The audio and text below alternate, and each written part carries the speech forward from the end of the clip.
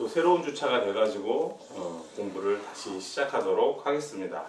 우리 저번에 5장에서 배웠던 것들 너무나 중요하니까 좀 정리 좀 해볼게요. 구체적으로 우리가 5장에서 어떤 것들을 배웠냐면 크게 Scientific Management 누가 이야기했더라? 테일러. 돌아가셨으니까 빨간색으로 써도 돼요. 왜 우리 이름 빨간색으로 살아있는 사람 이름 쓰면 안 된다고 많이 얘기를 해서 그 사람 뭐 죽는다고. 또 비슷한 사례로 우리 왜 여름에 특히 더울 때 선풍기 켜놓고 자면 방 안에서 켜놓고 자면 죽는다고 해서 선풍기 잘 안 켜고 자죠. 저는 실제로 한번 켜보고 잤는데 안 죽더라고요. 빨간색은 진짜 어떻게 되는지 모르겠어요. 어쨌든 뭐 돌아가신 분들이니까. 자, 그리고 두 번째로 우리가 공부했던 이론이 뭐냐면은 일반관이론, General Administrative Theory. 누가 얘기했냐면 이건 페이올이라는 학자가 이야기를 했고, 마지막으로 우리가 공부했던 거는 관료제, 뷰로크러시. 제가 이렇게 여러분들에게 영어로 이렇게 적어주다 보면 가끔씩은 뭐 스펠링을 빼놓고 쓰는 것들도 있을 것 같은데, 그런 것들 여러분들이 너그러이 이해해 주시고, 우리도 뭐 한글 쓰다 보면 스펠링 틀릴 수 있잖아요. 그래서 그런 것들 선생님이 좀 빼놓으셨구나. 그래서 뭐 그런 게 이제 너무 많으면 문제가 될 수 있겠지만 이해해 주시기 바라고요. 저도 이제 좀 더 주의를 할게요. 저번에 뷰로크러시 할 때 내가 U를 빼먹은 것 같아, 느낌이. 자, 관료제는 누가 얘기했냐면 베버라는 사람이 이야기를 했다라는 건데, 핵심적인 사항만 찝어서 볼게요. 요 세 가지를 우리가 그야말로 경영학 연구, 현대 경영학 연구에서 가장 오래된 연구다. 그래서 클래식이라고 이야기를 한다라고 이야기를 했죠. 대개 20세기 초반에 연구됐던 것들이다 라고 이야기를 했고요. 구체적으로 우리가 생각해 봐야 되는 거는 뭐냐면은 그 각 이론들의 어떤 특징들 그리고 차이점들 이런 것들을 여러분들이 보셔야 돼요. 테일러 같은 경우에는 과학적 관리법을 통해서 능률을 중시했다 혹은 효율적인 과업 수행 방식에 관심을 두었다라고 해서 우리 핸드아웃 4페이지에 보시면 거기 이제 직무관리 중심이라고 되어 있는데, 그 말을 잘 한번 생각해 보실 필요가 있다. 직무라는 게 개인이 수행하는 업무 단위를 이야기한다고 말씀드렸잖아요. 다시요. 개인이 수행하는 업무 단위. 그러니까 예를 들면 인사부서에서 너의 직무가 뭐니? 그러면은 나는 급여 관리를 하고 있어. 나는 교육 훈련을 담당하고 있어. 이런 것들이 직무라고 이야기할 수 있는데, 테일러가 관심을 가졌던 건 뭐였냐면 생산 현장에서, 그러니까 철도를 건설하는 뭐 레일 놓고 그렇게 했겠죠. 거기서의 근로자들의 어떤 일하는 방식, 생산 방식, 직무에 관심을 두었다. 그래서 효율적으로 일하는 방법에 대해서 골몰하게 생각을 했다. 이 얘기고, 그 다음에 이 두 학자는 뭐라고 했어요? 페이올하고 베버의 특징은 어떤 거에 관심을 두었냐면 조직에 관심을 두었다. 더 정확하게 얘기하면 조직 운영에 있어서의 여러 가지 패러다임들을 제시했다. 그래서 베버 같은 경우에는 관료가 합법적이고 합리적이고 합법적인 권한, 레이셔널 리거한 어소리티를 갖기 때문에 조직을 이끌어 나갈 수 있다라고 이야기했고, 그 다음에 일반관리론에서 가장 중요한 이슈들은 6가지의 그런 경영 활동, 그리고 14가지에 있어서의 14가지의 관리의 일반 원칙을 중요하게 생각을 했죠. 그래서 조직을 어떻게 운영할 것인가 고민을 했다. 특히 페이올하고 우리가 테일러를 비교하면서 그 말을 제가 했었어요. 테일러가 생산 방식에 관심을 두었다면 페이올은 경영자적 입장에서 조직 전체를 운영하려는 원리를 발견하려고 했고, 현대 경영학의 기준, 준거, 기틀을 마련했다라는 말씀을 드렸어요. 그것들이 너무나 중요하다라는 거. 그래서 요 이야기를 좀 잘 정리하시면 좋을 것 같아요. 이게 가장 핵심이었던 것 같아요. 자, 그 다음에 이제 5장 뒷부분에 있는 우리 호손 스터디, 호손 연구에 대해서 한번 살펴보도록 할게요. 자, 우리 그 핸드아웃에 보면은 메이오라는 사람이 등장하죠. 메이오. 이름이 엘튼이에요. 엘튼 메이오. 메이오라는 학자도 이름을 기억해 두세요. 이거를 뭐 가끔씩 학생들이 그냥 마요 이렇게 하는데 그렇게 읽지 마요. 개그를 했는데 역시 저는 아재 개그를 하는 것 같아요. 메이오예요, 메이오. 놀림도 당했을 것 같아요. 이름 가지고 메요네이즈 아니야? 이러면서 마요네즈라고 하면서 쓸데없는 소리 하지 말고 수업할게요. 자, 이 사람이 하버드 대학의 그 교수였는데, 그죠? 호선 공장에서 어떤 실험을 하게 됐다.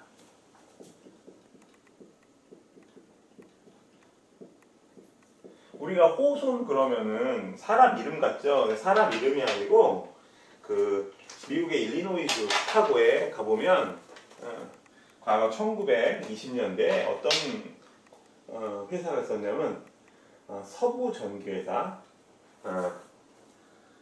웨스턴 일렉트릭 컴퍼니, 우리말로 하면 이게 서부 전기회사죠. 서쪽에 있는 회사. 시카고 쪽 동부 쪽 아닌가? 서부 전기회사, 뭐 그쪽에 일리노이 쪽에서도 동쪽에 있었나 보죠. 서부 전기회사에 이제 호선 공장이라고, 호선워크라고 해서 그 공장이 있어요. 거기서 일하는 근로자들을 대상으로 실험을 한 거예요. 그러니까 일단 여러분들이 메이오에 의해서 주로 거기 이제 at all 이렇게 돼 있는데, 이건 뭐냐면 동료들이라는 뜻이에요. 별게 아니고. 그러니까 메이오 혼자 연구한 게 아니라 메이오와 여러 연구자들이 모여서, 동료들이 모여서 연구를 했다, 이렇게 보시면 돼요. 그 호선 연구라는 게 어떤 거냐면, 역시 호선 연구의 배경도 한번 잘 살펴봐야 돼요. 배경을 이해하시면 호선 연구가 왜 등장했는지 이해하실 수 있을 거예요. 크게 두 가지로 우리가 그 배경을 생각해 볼 수 있는데, 첫 번째는 이제 미국의 어떤 사회적인 배경을 생각해 볼 수 있어요. 여러분들 이제 그 대공황이라는 거 들어봤죠? 미국에서 1930년대 대공황. 보드마카가 또 강의를 계속 진행하다 보니 잘 안 나옵니다. 대공황 시절에 이제 경제가 어려워져서 그야말로 대량의 실업자가 발생하죠. 대공황에 대한 이야기까지 이제 더 설명을 다 하려면 시간이 많이 걸리니까 여러분들은 이렇게 생각하시면 돼요. 공황 시기에 실업자들이 양산되기 시작했고 1930년대 미국의 어떤 크나큰 임팩트를 주었다. 그리고 이제 뭐 경제학적으로 보면 케인즈라는 학자가 등장하게 된 계기도 되는데, 그런 것들을 다 설명하려면 기니까 여러분들은 그냥 간단하게, 우리가 뭐 역사 공부하는 게 아니고, 물론 우리가 테일러를 설명하면서 뭐 청교도까지 이야기를 해봤지만, 간단하게 그냥 공황 시기에는 뭐 실업자가 양산되고 여러 가지로 근로자들이 어려운 상황이었다, 이 정도만 기억하시면 될 것 같아요. 그리고 두 번째는 어떤 거였냐면, 그 테일러의 어떤 효율성이 상당히 당시 어떤 그 경영자들의 입맛에 맞아서 중요한 어떤 경영의 이슈로 등장을 했었죠. 다시 얘기하면 효율성 추구. 미국이 이제 경제가 1910년, 20년, 30년대 때 20세기 초반에 마구마구 발전하던 시기니까 효율성 추구의 어떤 경영학적 이론들이 상당히 당시 시대상과 잘 부합을 했다라는 건데, 사실은 호손 연구도 능률을 높이기 위한 방법으로 연구되기 시작했어요. 이 연구된 시기가 1924년부터 1932년까지인데, 어떤 책에는 27년으로 나와 있는 경우가 있는데 32년으로 보는 게 더 맞는 것 같아요. 그러면 대략 뭐 만으로 8년 동안 연구를 했다 하면 상당히 오래 연구를 한 거죠. 효율성을 극대화하기 위해서 이 두 가지가 어떤 배경이 되는데, 이렇게 이야기를 해볼게요. 그러면 어떻게 효율성 추구를 했냐? 1920, 30년대가 이제 테일러의 시대라고 할 만큼 테일러의 이론이 각광을 받아서 호선 공장에서도 이제 생산량을 늘리기 위한 여러 가지 시도를 한 거예요. 자, 공장이니까 어떤 것들이 중요했느냐면, 여러분들도 그 공장에서 이제 일하는 걸 생각해 보면, 공장이 이제 그 환기, 통풍이 잘 되고요. 그 다음에 여름철에 시원하고 겨울철에 따뜻하면 능률이 오를 수 있죠. 말을 좀 바꿔보면 여러분들이 이제 공부를 할 때 한여름에 막 36, 7도까지 올라가는데 에어컨 없는 방에서 공부를 한다. 그러면 땀만 줄줄줄줄 흐르고 급주하기 어려울 거예요. 근데 옆에 뭐 수박도 있고 시원한 수박도 있고 시원한 아이스 커피도 있고 그다음에 에어컨도 나오고 그러면 공부하기가 더 쉽겠죠. 마찬가지로 효율성을 높이기 위해서 우리가 생각할 수 있는 방안이 작업 환경을 변화시키는 거예요. 그러니까 근로자가 제대로 일할 수 있도록. 그래서 이른바 이게 일루미네이션 익스페리먼트라고 해서 일루미네이션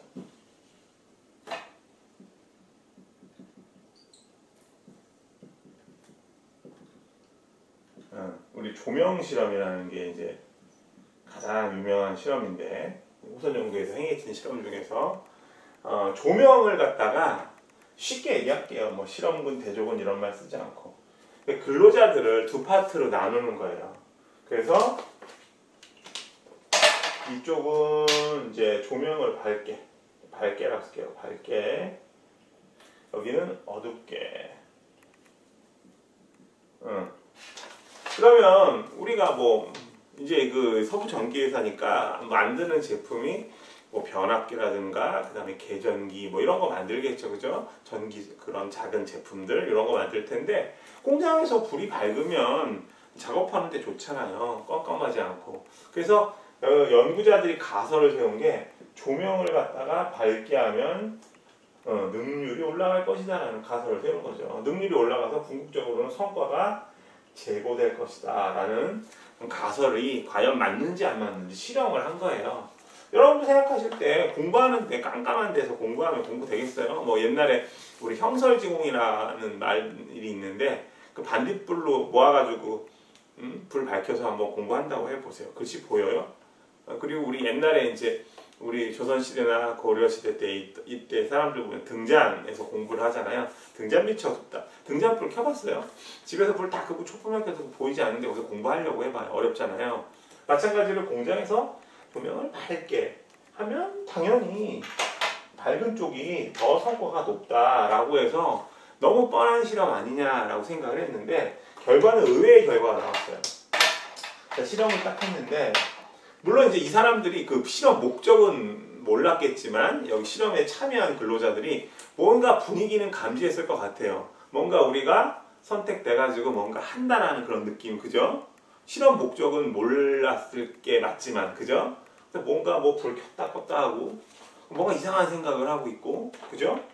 야, 이건 왜 우리는 어둡게, 이상한 생각이라는 건 왜 우리는 어둡게 하지? 쟤네는 왜 밝게 하지? 그래서 뭐 우리 어두운 쪽은 뭐 왜 어둡게 했을까? 좀 의식을 하고 그 다음에 또 공황식이니까 아니 우리 어둡게 했는데 우리 회사에서 해고하려고 하나? 뭐 이런 생각도 할 수 있을 것 같아요.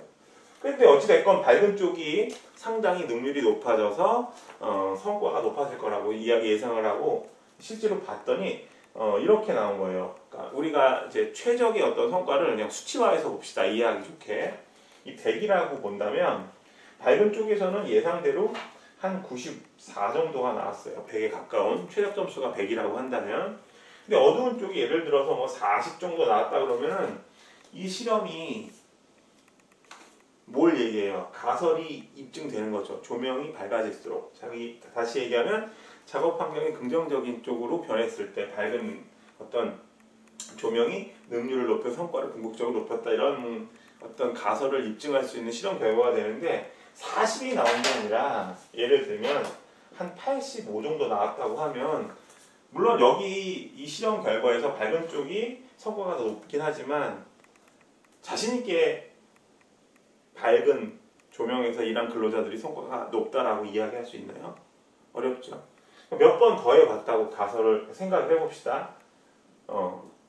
근데 막 이런 식으로 나온 거예요. 이렇게 되면 이제 미치는 거죠. 어두운데도 불구하고 자꾸 오르네. 얘는 밝은 쪽인데도 성과가 줄었어. 나중에는 거의 뭐 둘이 비슷해지더라는 거예요. 그래서 그 메이오와 동료들이 고민을 한 끝에 왜 이런 이유가 나올까? 아니 어두운데도 왜 일을 열심히 했을까? 그 이유에 대해서 골똘히 생각을 하기 시작했죠. 그래서 연구를 계속한 결과 알게 된 사실들이 뭐냐면은 일단 이렇게 생각을 했을 것 같아요. 어두운 쪽에서 일했던 사람들은 뭔가 실험을 하는 것 같아요. 뭔가 하는 것 같아요. 저쪽은 밝게 하고 이쪽은 어둡게 하고 하니까. 근데 우리는 어두운 쪽에서 일을 하니까 우리가 뭐 감독자들이 우리가 일하는 방식이 마음에 들지 않았을까? 뭐 이런 생각을 한 거예요. 그래서 이제 같이 일하면서 또 이제 한 공장 내에서 일하다 보면 사람들이 정이 들잖아요. 끈끈하게. 지금 우리 대학에서 이루어지는 수업도 오프라인에서 수업을 하면 친구들끼리 한 학기 동안 매번 보면 친해지거든요. 지금 우리 학기로 봤을 때 지금이 대략 이제 중간고사 이후 기간이니까 그죠? 중간고사 이후 기간이니까 매번 보는 친구들 얼굴을 이렇게 보면 익숙해져서 처음에 학기 초하고는 분위기가 상당히 다르잖아요. 그죠? 이 사람들도 같이 근로자들이 오랫동안 일하면서 친해졌을 거라고요.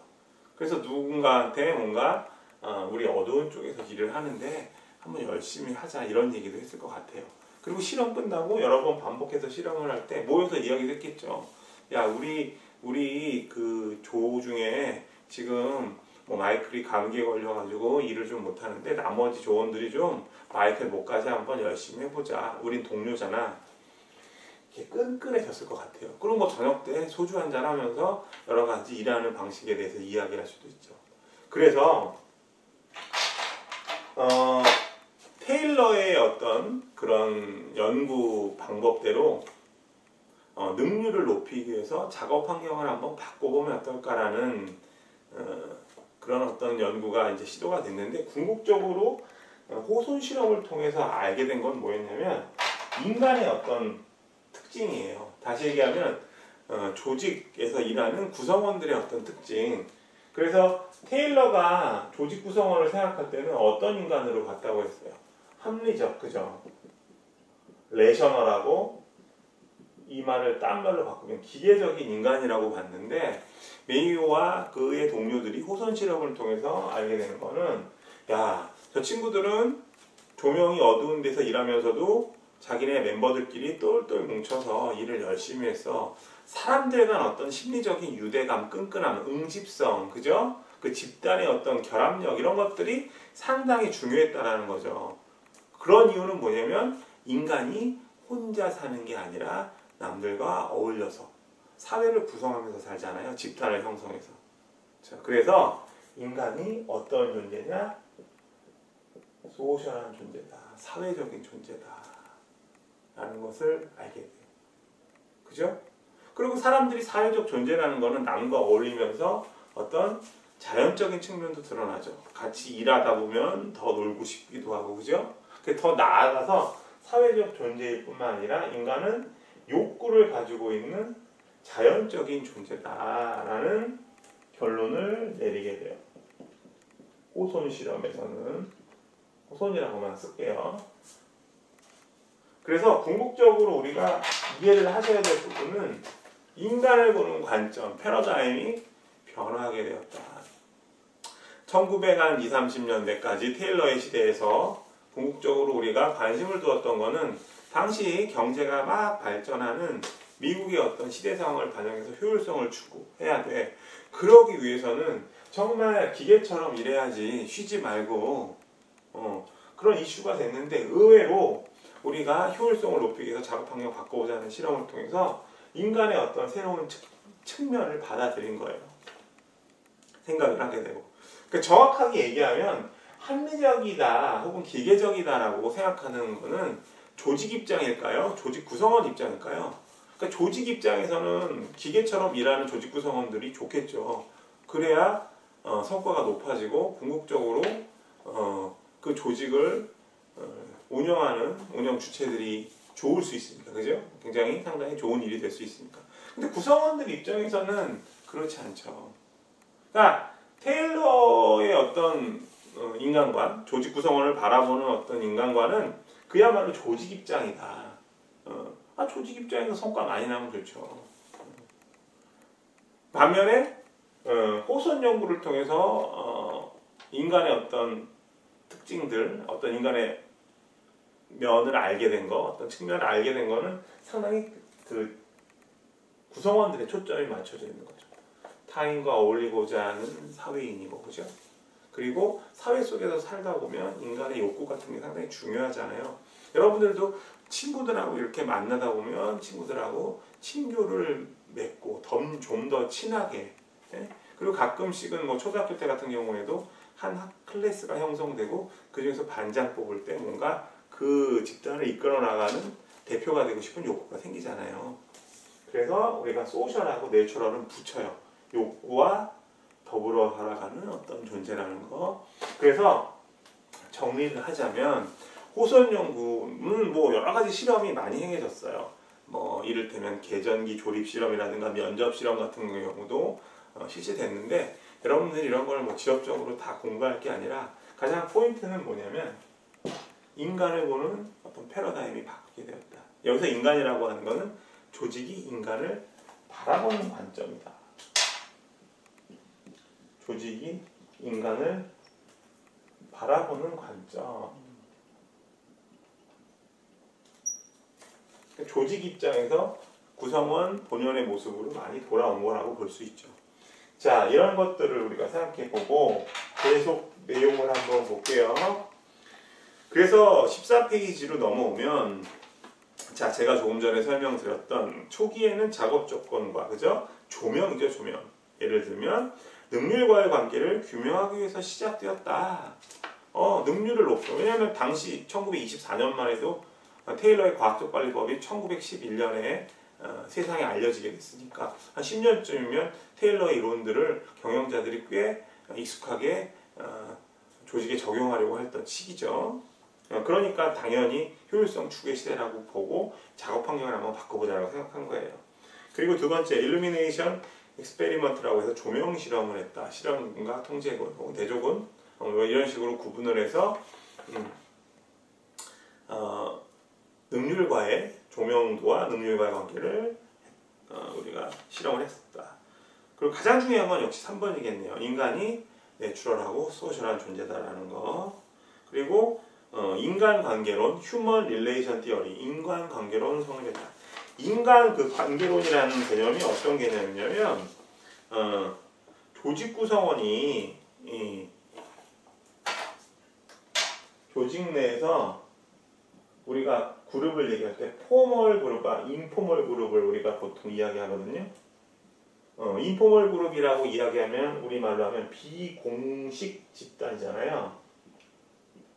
자, 예를 들면은 내가 A라는 회사의 마케팅 부서에서 일을 하고 있어. 이 마케팅 부라는 거는 집단이잖아요. 사람들이 모여서 일을 하니까. 근데 이 마케팅 부서는 그 회사에서 공식적인 업무를, 포멀한 업무를 실시하죠. 그러니까 여기는 공식적인 집단이고, 그 회사에 왜 이런 거 있잖아요. 상조에 그 조직에서 일하는 근로자들이 뭐 어려운 일을 당하거나 경조사, 그러니까 그야말로 뭐 기쁜 일이 있을 때 십시일반으로 도와주죠. 뭐 결혼한다, 누가 돌아가셨다 그러면 돈도 주고 부위도 내고 그다음에 축의금도 전달하고. 그런 상조회 같은 게 가장 대표적인 인포멀 그룹이죠. 여기에 속해 있는 사람들은 어때요? 그 조직 내에 있는 어떤 규범이라는 게 있잖아요. 이 조직 행동 시간이 아니라서 지금 얘가 얘기하기 어려운데, 놈이라는 게 있어요. 놈, 규범. 앞에 이제 단어를 붙이면 그룹 놈이라는 게 있는데, 집단 규범. 그러니까 여러분들도 여러분들 또래에서 이제 집단 생활을 하죠. 친구들끼리 모이거나 뭐 동아리에 가입해서 이제 활동을 할 수 있는데, 그런 어떤 동아리라든가 여러분 또래 모임을 보면 어떤 규범이 있어요. 그죠? 행동에 대한 어떤 방식이라든가 이런 것들. 그리고 그 집단 내에는 거기에 맞게 이제 사람들이 여러 가지 활동을 하죠. 그 규범에 맞게. 예. 그리고 규범에 위배되는 사람은 그 집단 내에서 있기가 어렵고, 그죠? 집단의 어떤 규범이 오래되고 이 집단의 규범들이 쌓이게 되면 회사의 어떤 규칙이 될 수 있거든요. 어찌됐건 간에 이런 인간관계론에서 가장 핵심되는 거는 인포멀 그룹 내 구성원들은 상당히 친밀하고, 그죠? 가까워지려고 노력하고 비슷한 사고를 하고 어떤 동질성을 갖는다. 그래서 그 그런 어떤 인포멀 그룹에 속해 있다는 특징 때문에 구성원들이 조직을 위해서, 크게 얘기하면 조직이고 작게 얘기하면 자신이 속한 집단에서 일을 열심히 하려고 한다는 거죠. 그런 측면들이 인간관계론에서 가장 핵심이 되는 주제예요. 자, 그래서 다시 앞으로 와서 인간관계론이 성립되었다. 호손 연구로 인해서. 그리고 이제 그 5번은 인간관계론의 구체적인 내용이에요. 비공식 집단의 중요성, 그죠? 제가 바로 설명한 인포멀 그룹의 어떤 중요성. 난 인포멀 그룹의 규범에 맞게 호성 공장에서도 사람들끼리 3, 3, 5 모이는 그룹이 있었을 거예요. 집단 공장 내에서. 예를 들면 뭐 A 그룹은 뭐 같은 동네에 사는 사람들끼리 뭐 마이클, 데이빗, 잭이 모여서 일을 하고 있고, 어떤 쪽은 또 연령이 비슷한 사람들. 그럼 그 사람들끼리 그 안에서 받아들여질 수 있는 규범들이 있을 거 아니에요. 거기에 맞게 행동을 하다 보니까 자기가 속한 집단이나 조직에 긍정적인 어떤 영향을 줄 수 있는 노력을 하게 된다는 거죠. 조금 더 깊이 얘기하면, 얘기할까 말까. 인간관계론에서, 그러니까 호손 연구에서는 구성원들의 어떤 자율성에 대해서는 큰 관심은 없었던 것 같아요. 자, 그 부분은 이따가 좀 말씀드리고요. 그 다음에 집단 역학 말씀드릴게요. 집단 역학. 그룹, 죄송해요. 다이나믹스라고 해서 집단 구성원들의 응집성, 코이시브니스라고 하는데 똘똘 뭉치는 거, 그 다음에 상호 의존성, 그리고 그룹띵크, 집단 사고가 상당히 중요하다라는 거죠. 이 부분은 조금 시간이 부족하니까 제가 2부에서 구체적으로 말씀드리고 이어서 수업하도록 하겠습니다.